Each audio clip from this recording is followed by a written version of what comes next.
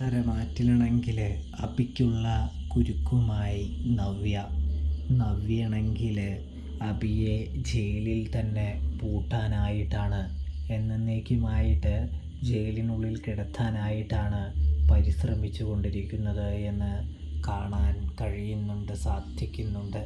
അതിനുള്ള കണക്ക് കൂട്ടലിലാണ് നവ്യ എന്ന് കാണാൻ സാധിക്കും.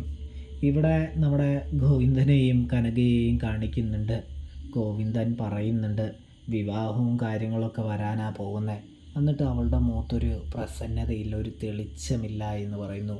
മോൾക്ക് താല്പര്യമില്ലാത്തതുകൊണ്ടാണോ എന്ന് ചോദിക്കുമ്പോൾ എന്തിനാണ് ഇവളുടെ താല്പര്യവും കാര്യങ്ങളൊക്കെ നമ്മൾ കണക്കിലെടുക്കുന്നത്? അതിൻ്റെ ആവശ്യകതയോ കാര്യങ്ങളോ ഒന്നും തന്നെ ഇല്ല എന്ന് പറയുകയാണ് കേട്ടോ നമ്മുടെ കനക. ഇതേ സമയം നന്ദുവാണെങ്കിൽ ഒന്നും പറയാതെ വീട്ടിൽ നിന്നും പുറത്തേക്ക് ഇറങ്ങി നിൽക്കുകയാണെന്ന് കാണാം. ഇവിടെ നമ്മുടെ അനിയുടെ കയ്യിലാണെങ്കിൽ നിനക്ക് വിവാഹമോചനം ലഭിക്കില്ല, നാളെ ഡിവോഴ്സ് കിട്ടില്ല എന്ന് പറഞ്ഞൊരു പേപ്പർ കഷ്ണം ലഭിക്കുന്നൊരു കാഴ്ചയും അനിയാണെങ്കിൽ ഇനി എന്തു ചെയ്യാൻ കഴിയുമെന്ന് ചിന്തിക്കുന്നൊരു കാഴ്ചയും കാണാൻ സാധിക്കുന്നുണ്ട് പ്രേക്ഷകരെ, പ്രിയ കൂട്ടുകാരെ. അപ്പോൾ റിവ്യൂ ഇഷ്ടപ്പെട്ടാൽ സബ്സ്ക്രൈബ് ചെയ്യണേ.